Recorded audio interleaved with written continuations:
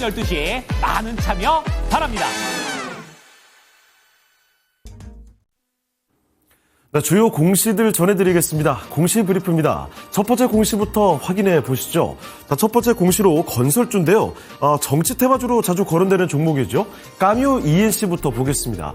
오늘 아침에 공시가 하나 나왔습니다. 기존 계약의 내용이 변경됐다는 건데 지난 2020년에 체결됐던 내용이 있습니다. 경기도 화성시 향나무배 아파트 건설 공사가 있었죠. 계약 금액이 바뀌게 됐습니다. 기존에는 430억 원대였는데 늘었습니다. 약 540억 원으로 금액이 늘었다는 내용을 변경 공시를 통해서 전했습니다.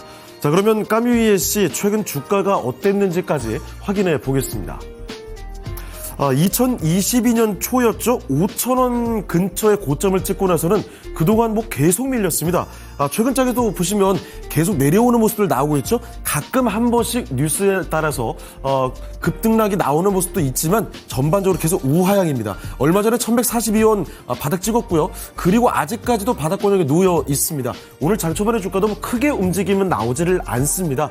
전장 대비 그래도 1%는 올려가는 모습인데요. 1210원에 거래가 되고 있습니다. 다음 공시로 은행주 기업은행입니다. 전거래를 장마치고 전해진 내용인데요. 중장기 기업가치 재고 계획을 발표했습니다. 밸류 공시를 내놓은 건데 우선은 자기자본 이익률이죠. ROE 제고를 위해서 이익 선순환 구조를 구축한다는 이야기부터 전했습니다.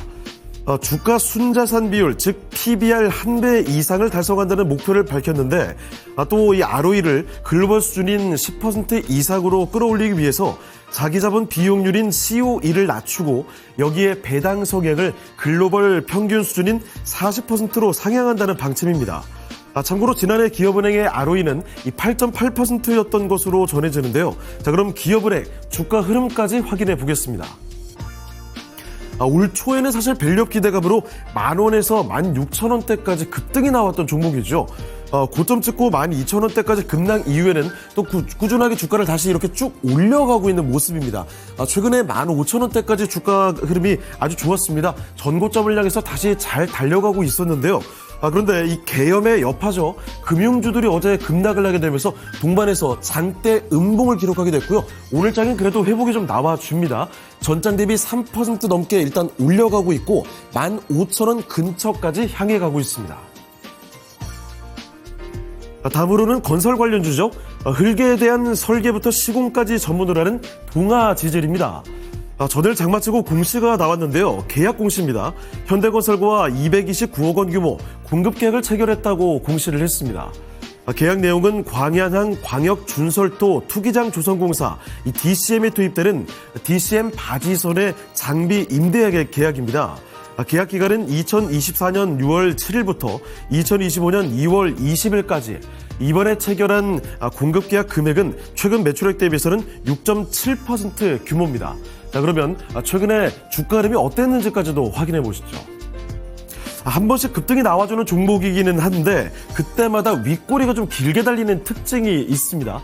자, 얼마 전에도 16,000원대까지 16,500원까지 터치가 나왔고요. 그때도 윗꼬리를 길게 달았던 모습이죠. 얼마 전에도 급등이 나왔다가 윗꼬리 또 길게 다는 모습. 그러고 나서는 음봉이 연속해서 출현되고 있습니다.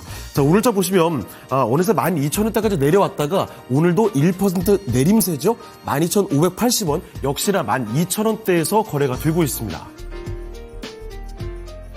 다음으로는 뷰티 제약바이오 종목 제테마입니다. 전일 장마감 이후에 나온 공시 내용인데요. 자사의 보툴리눔 독소 A형 톡신 제제 제테마 더톡신주 100단위에 대해서 국내 품목 허가를 정식 획득했다고 밝혔습니다.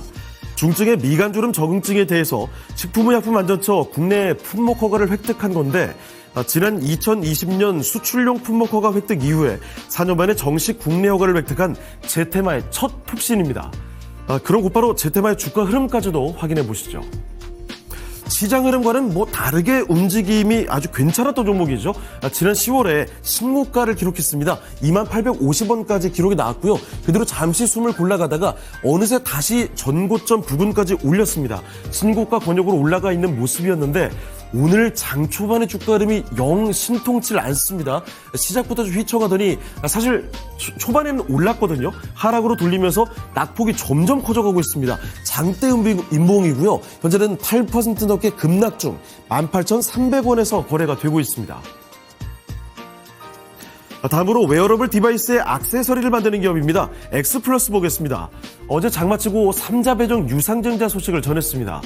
운영자금 등의 확보 목적으로 주식회사 오르비텍 등을 대상으로 1,700만 주, 금액으로는 약 95억 원 규모인데요. 제3자 배정 방식의 유상증자를 결정했습니다. 신주 발행가액은 549원이고요. 신주의 상장 예정일은 2025년 1월 8일입니다. 자, 그럼 곧바로 주가 흐름까지 확인해 보겠습니다.